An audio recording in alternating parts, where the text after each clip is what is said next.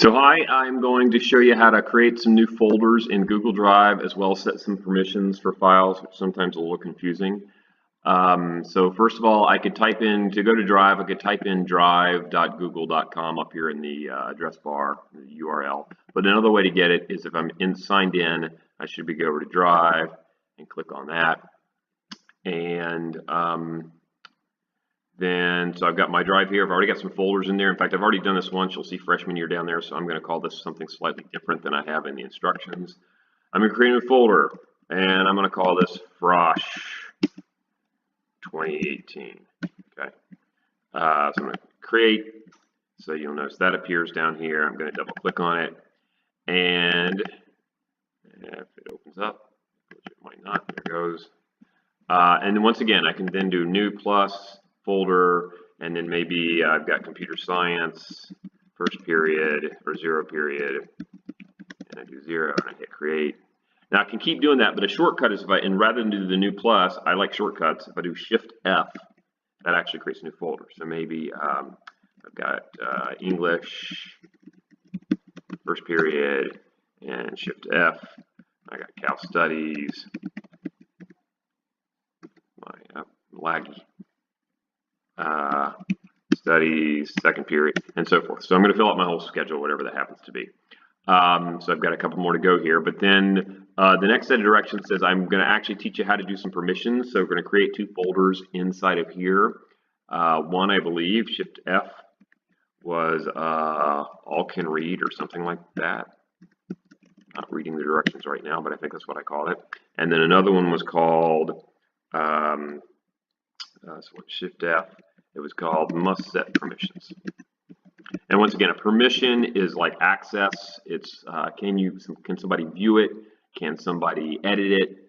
Is it a lot of people? Is it one particular person? So I'm first going to open up the must set permissions. I'm going to create 2 files here, one that's readable and one that's not. I want to show you a mistake first.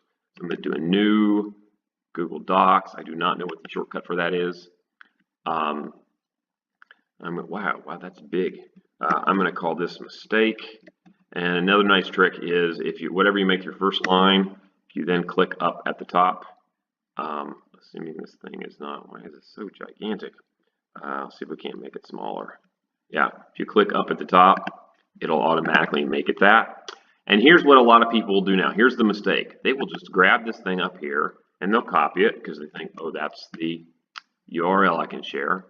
And then they would go share it. And I think in the instructions, I'm actually going to have you email this to someone, and so you can say, oh yeah, that's a mistake, that won't work.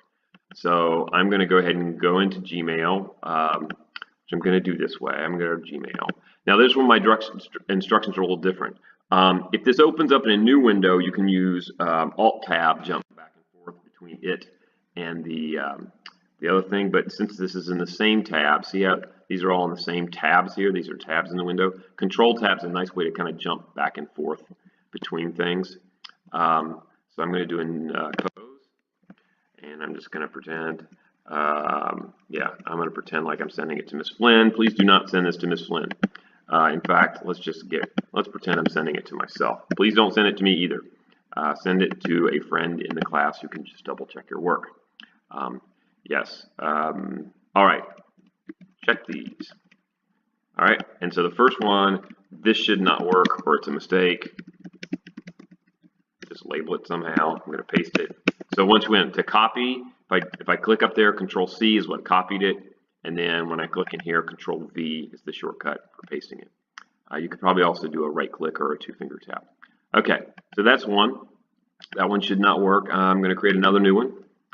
And I'm going to call, say this is, I think, all can edit, I think.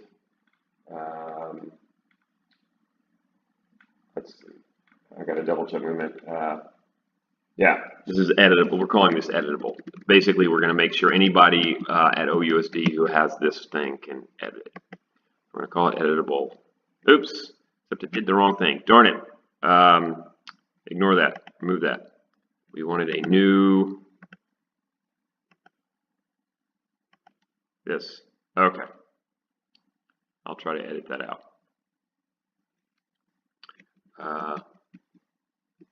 We're going to call this editable.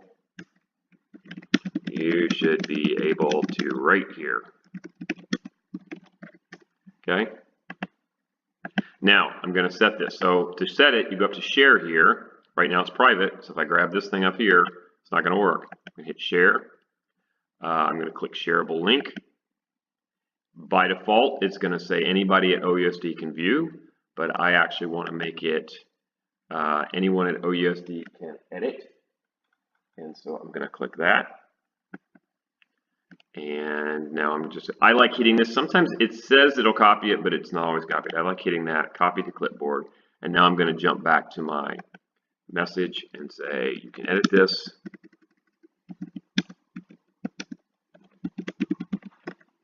Or something like that. And then finally, the last one we're going to do is all can view. I haven't made that one yet, but I'm just getting ahead of myself. And so this one I'm going to say done. I'm going to go back to my things here. I'm going to go up one level. So I'm going to go back to the computer science folder and go to all can read. Now I'm going to set this folder up so that anything I put in there, everybody who has this can read.